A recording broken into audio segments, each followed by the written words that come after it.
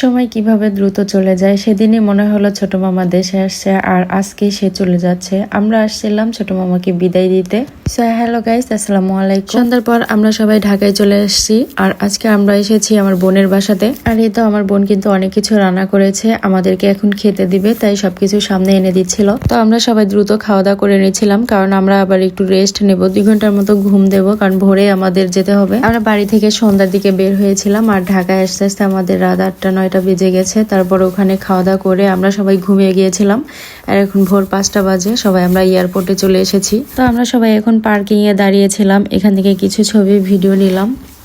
আর আমার মামা আর মামি একটু সামনের দিকে গেছে, তো এখান থেকে কিছু ভিডিও নেওয়ার পর একটু পর আমার মামা ফোন দিয়ে বলতেছে তোমরা সবাই সামনের দিকে চলে আসো। তাই এখন আমরা সবাই সামনের দিকে যাচ্ছি। তো আসার পর আমার মামা বলতেছে আর কিছুক্ষণের মধ্যেই সে ভিতরে চলে যাবে। তাই আমরা সবাই এখন মামার কাছে আসছি আর এখানে আমার মামা আমাদের সবাইকে টাকা দিচ্ছিল, মানে তার কাছে যা বাংলা টাকা ছিল সেগুলো আমাদেরকে দিয়ে যাচ্ছিল। এরপর আমরা সবাই মিলে একটু স্ন্যাপ নিলাম। সো দেখতে দেখতে আমার ছোট মামা এখন ভিতরে যাবে, তার আগে আমার মামি খুব ইমোশনাল হয়ে যাচ্ছে আর এটা দেখে আমাদেরও অনেক খারাপ লাগতেছিল।